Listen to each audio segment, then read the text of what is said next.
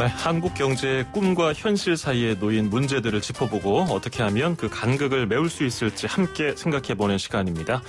벌써 올해 마지막 시간이네요. 한국 경제의 꿈과 현실 사이, 오늘도 꿈지기 최이배 전 의원과 함께하겠습니다. 전 의원님 안녕하세요. 예, 안녕하세요. 최이배입니다. 네, 반갑습니다. 올해 2020년만큼 한 해 저무는 게 후련했던 적이 있었나 싶기도 해요. 빨리 올해가 지나갔으면 좋겠다 이렇게 생각하시는 분들도 많고, 아무래도 역시나 우리 일상생활을 괴롭힌 지긋지긋한 코로나19 때문일 텐데요. 우리 최이배 전 의원님, 꿈지기님께서는 올해 2020년 어떤 해였습니까? 저는 이제 올해 항상 매년 다사다난하긴 하지만 올해가 가장 그랬던 것 같아요. 이게 제가 올 1월 달을 생각해보면 너무 까마득하게 오래전같이 느껴질 만큼 굉장히 올해 일이 많았고, 그래서 지금 말씀하신 것처럼 좀 2020년이 빨리 지나갔으면 하는 마음도 같이 있습니다. 예, 진짜 굉장히 오래전 일 같이 느껴지네요. 그 코로나19 첫 확진자가 우리나라에서 발견됐다. 맞습니다. 그리고 중대본도 꾸려지고, 정신 없었네요. 그래서 저는 이제 그 4월 달에 총선이 있어서 네. 제가 속한 당이 이제 분당이 되고 여러 가지 그런 정치적인 상황들이 있었고, 그러면서 굉장히 이렇게 너무 많은 일이 한꺼번에 몰려들었던 그런 한 해였습니다. 그렇군요. 코로나19가 아니었더라도 굉장히 정신없이 보내셨을 것 같은데 코로나19까지 겹치다 보니까 더 좀 생각이 많아지실 것 같아요. 네. 자, 그래서 오늘 2020년 한국 경제 현실을 말해준 이슈들 좀 짚어보려고 하는데요. 그래서 내년도 2021년 한국 경제가 꿈꾸는 모습을 좀 정리하셨다고 들었어요. 하나부터 하나씩 좀 살펴보죠. 첫 번째입니다. 재난지원금 선별지급, 그리고 재난지원금 지급에 따른 재정 우려. 이거 어떤 내용일까요?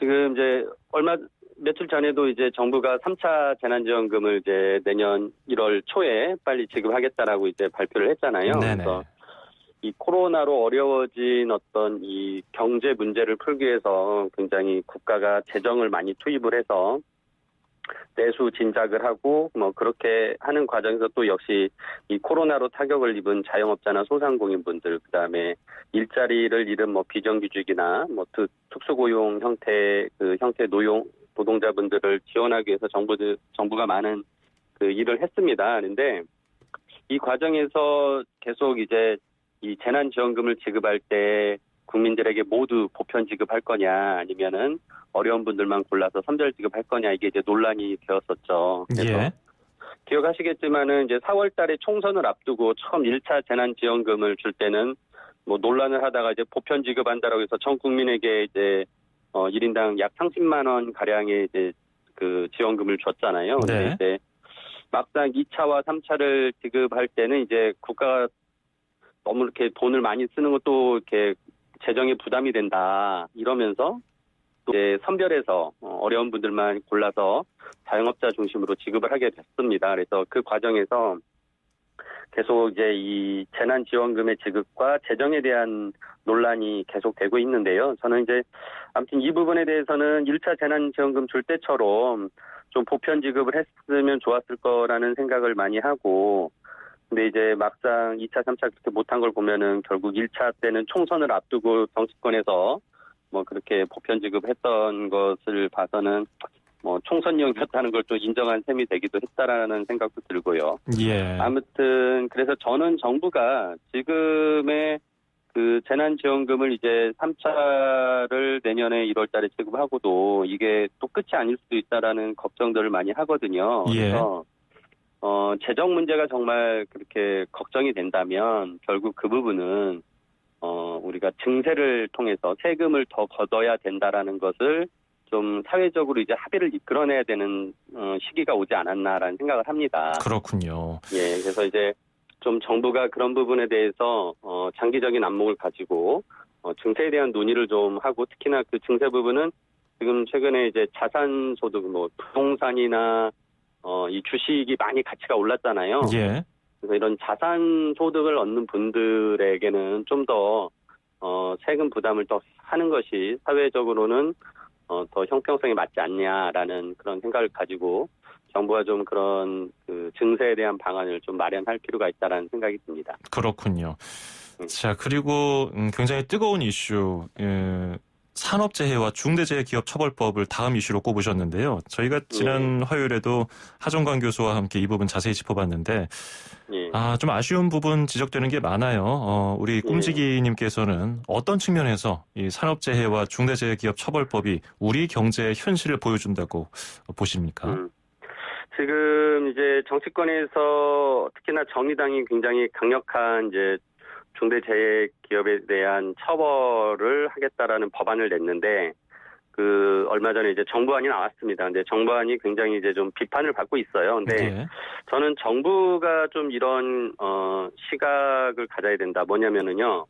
제가 올해 3월 달에도 국회에 있을 때 법사위에서 노동부 장관에게 그 고용노동부 장관에게 이런 말씀을 드렸는데 코로나로 그때 당시만 해도 이제 사망자가 한 명이라도 나오면은 막 안 된다는 그 절박한 심정을 가지고 방역을 막 추진하고 있었거든요. 예. 근데 막상 산재로 하루에 지금 6명 정도가 그 사망자가 발생한다고 합니다. 통계적으로. 근데 그런 그 사망자가 많이 나오는 산재에 대한 대응은 너무나 정부가 미흡한 거죠. 그래서 진짜 코로나 방역에 대한 어떤 절실함을 똑같이 산재에 대해서도 적용을 한다면은 저는 지금의 그 산재의 많은 사고들, 특히 다 사망 사고를 막을 수 있는 방안이 있을 거라고 생각을 합니다. 예. 그래서 그런 것들을 기대했는데 막상 정부안의 법안을 가져온 걸 보면 국회에서 논의되는 안들보다 굉장히 후퇴된 안을 가지고 왔기 때문에 과연 그 법안으로 산재를 정말 제대로 예방할 수 있고 기업들이 그런 어떤 부담을 느껴서 안전에 대한 투자를 제대로 할 수 있을까라는 의문이 들거든요. 그래서 저는 아무튼 이 산재 사망 사고에 대한 정부가 보다 강력한 좀 입장을 가지고 이게 발생하지 않도록 우리가 즉 코로나 방역을 하는 것처럼 산재 방역을 강력하게 해야 된다는 생각을 합니다. 예. 뭐 정의당도 그렇고 지금 단식하고 계신 그 어머님도 김영균 그렇고 씨 어머니도 그렇고요. 이게 예. 단순해요. 더 이상 일하다가 죽는 노동자가 없어야 한다는 이 메시지인데 이게 예. 입법이 왜 이렇게 어려운가 뭐 답답하게 생각하시는 분들도 계실 것 같긴 해요. 그런데 네네. 뭐 지금까지도 법사위에서 좀 여야 합의 난항을 겪고 있고 민주당에서는 어쨌든 이번 회기 내에 그러니까 내년 1월 8일 전에 이 중대재해법 정부안을 처리하려고 심사를 하고 있는데 국회에서 이런 논의가 있으면서 좀 개선될 여지가 있을까요? 그러니까 지금 정부안이 뭐가 문제냐면은요, 이게 결국은, 그 사업주에게, 즉 이제 경영진에게 어떤 책임을 물을 수 있어야 되는 건데, 예. 즉 이 안전에 대한 투자를 그 산업 현장에 있는 그 안전 담당자가 할 수 있는 게 아니라 결국은 경영진에서 이 비용과 투자를 이제 결정할 수 있기 때문에 그분들에게 의무를 부과하는 거고, 특히나 또 원하청 관계에 있어서 원청 기업의 책임을 명확하게 해서 하청 기업이 일하다가 하청 기업 노동자가 죽어도 원청이 공동의 책임을 지게 해야만이 결국은 그 원하청 관계에서 이 안전에 대한 투자가 이루어질 수 있는데 정부가 이제 그 부분에 대해서는 이번에 또 빠졌거든요. 예. 그래서 그런 부분들이 저는 국회에서 정부안을 중심으로 하기보다는 기존에 나왔던 정의당이나 또 민주당의 몇몇 의원들이 낸 안이 있습니다. 그 안을 중심으로 논의하는 게 더 바람직하지 않을까 생각을 합니다. 그렇죠. 이번에 말씀하신 것처럼 정부 책임도 좀 피해갔다는 지적도 있고요. 뭐 주무부처 맞습니다. 장관이라든지 예. 지자체장 책임 면하게 됐다. 그리고 처벌 범위 수위도 낮아졌다. 이런 지적이 있는데 이게 어떻게 좀 개선될지 계속해서 이렇게 최 의원님도 그렇고 지적을 하는 분들이 많아져야 국회에서도 그런 논의가 좀 더 심도 있게 있을 것 같긴 합니다. 네. 자. 그리고 한국 경제의 현실을 말해주는 이슈. 조금 전에 앞서도 말씀해 주셨는데 부동산과 주식 또 자산 가치의 상승을 꼽으셨어요. 예. 올해 주식 시장은 굉장히 드라마틱했어요. 뭐 이거 맞습니다. 빼고는 경제 이야기 할 수 없을 것 같군요. 예. 코로나 발생으로 올해 처음에 이제 2월 달에는 주가가 1,400까지 종합지수가 물가지수가 떨어졌다가 지금 오늘 또 아마 또 최고치를 이제 갱신하면서 이제 마감을 하는 것 같습니다. 2,800을 훨씬 이제 훌쩍 뛰어넘었는데요. 이 과정에서 아무튼 뭐 주가가 오르고 자산 가치가 오른다는 것은 뭐 좋은 일일 수도 있습니다. 근데 이제 결국 그거는 이제 아무래도 그거 자산을 가지고 있는 분들에게는 좋을 수 있겠지만 그걸 갖지 못한 분들, 즉 가질 수 없는 분들. 그러니까 예를 들어서 부동산도 지금 아파트도 뭐 젊은 분들이 영끌을 통해서 영혼까지 끌어다가 대출을 받아가지고 산다고 하는데 그나마 그렇게 해서 살 수 있는 분들 또는 빚을 내서라도 주식 투자할 수 있는 빚투를 하시는 분들. 아무튼 그분들은 그나마 투자에 대한 여력이 있어서 하시는 거거든요. 근데 이제 지금 코로나로 인해서 자영업자나 소상공인들 아까 말씀드렸던 비정규직에서 일자리를 잃은 분들이 많아지고 소득을 또 줄어들고 있기 때문에 이런 분들 입장에서 보면은 굉장히 이제 상대적 박탈감도 심해지고 결국 사회 전체적으로는 소득의 양극화, 자산의 양극화가 심해지는 것이거든요. 그래서 이런 부분에서는 좀 여유가 있는 분들에게 좀 더 책임을 좀 부담시켜야 된다라는 생각을 하고 아까 말씀드린 대로 이런 자산 소득에 대한 과세를 좀 더 강화함으로써 사회 전체적으로 좀 같이 고통을 분담할 수 있는 여건을 만들었으면 하는 바람입니다. 예.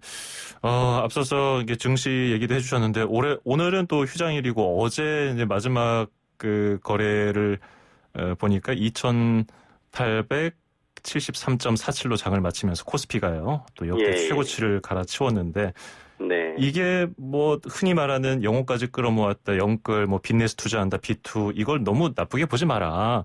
이걸 너무 죄악시하니까 개인들이 투자 영역의 폭이 좀 좁아진다 이런 얘기를 하고 있거든요. 꼼지기님께서는 어떻게 보세요? 예.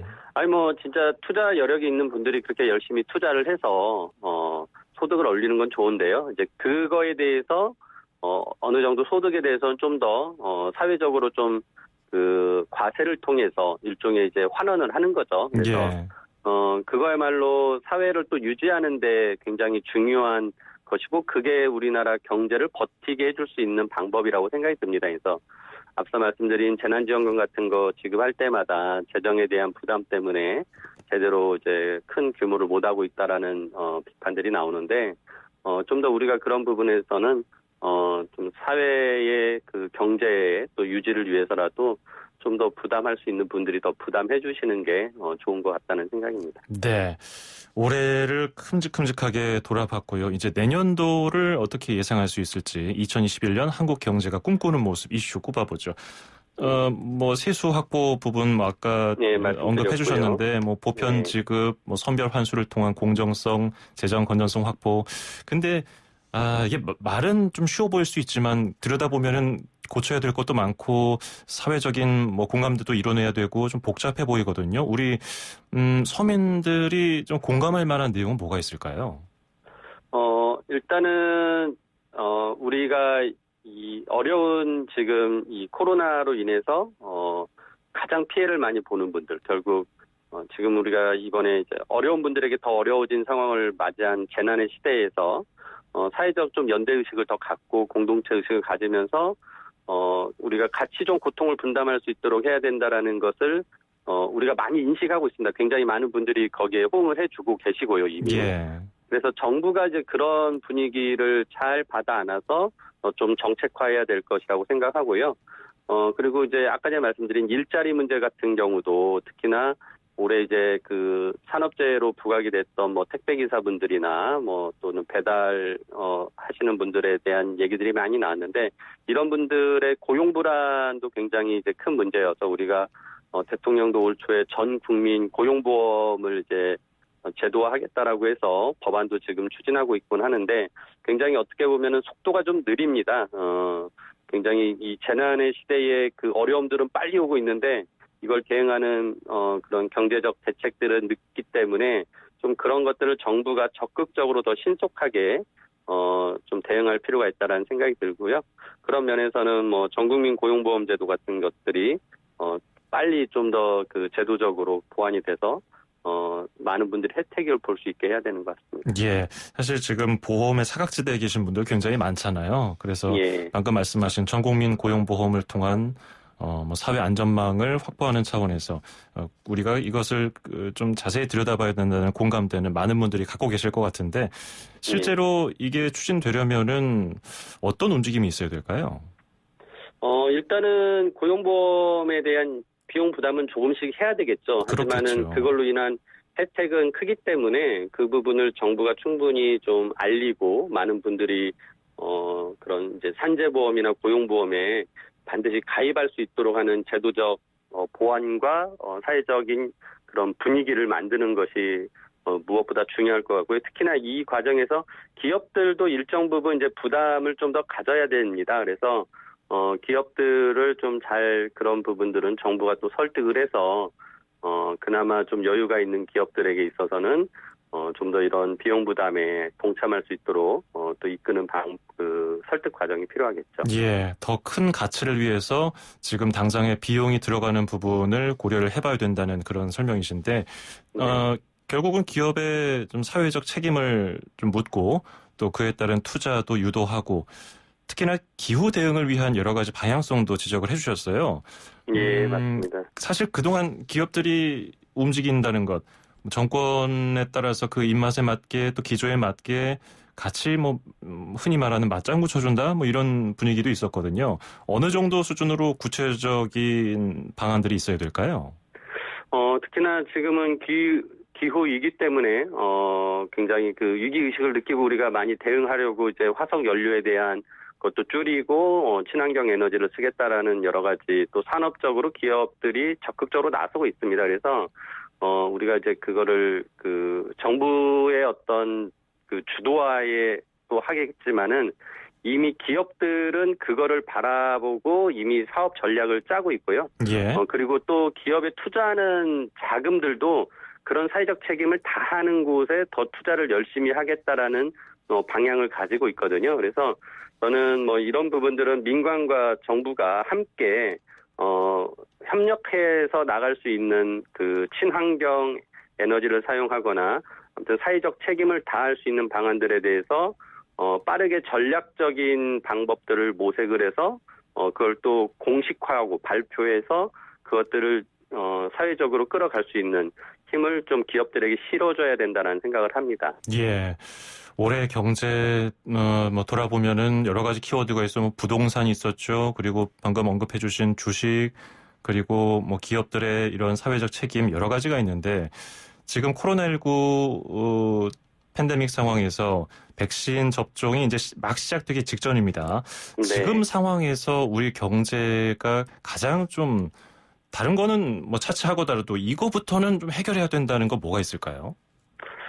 무엇보다도 가장 사회적 약자를 보호하기 위한 그 방법이고요. 그게 아까 말씀드린 이제 재난지원금에 대한 뭐 어떤 그 지급부터 시작을 해서 우리가 어떻게 더 많이 사회적으로 연대의식을 가지고 약자를 보호하기 위해서 모두가 같이 힘쓸 수 있는가에 대한 방법을 고민하고 그런 거를 또 정부는 정책화하고 또 국민들은 적극적으로 같이 동참해주는 게 가장 제가 보기에는 급선무라고 생각이 듭니다. 예, 양극화가 이 코로나19 시대에 접어들면서 더 심해졌다는 분석 여기저기서 나오고 있고, 예. 그런데 또 1차 긴급재난지원금을 그 KDI가 분석을 해봤더니 뭐 한 30% 정도만 소비로 이루어졌다는 그런 얘기도 있거든요. 예. 이걸 좀 더 효율적인 제도 보완이 필요하지 않을까요? 그렇죠. 그래서 저는 재난지원금에 이제 보편 지급을 하고 이제 선별 환수, 그러니까 그 지급된 재난지원금을 소득에 포함시켜서 세금으로 환급하는 방식에 대해서 계속 주장을 해왔는데요.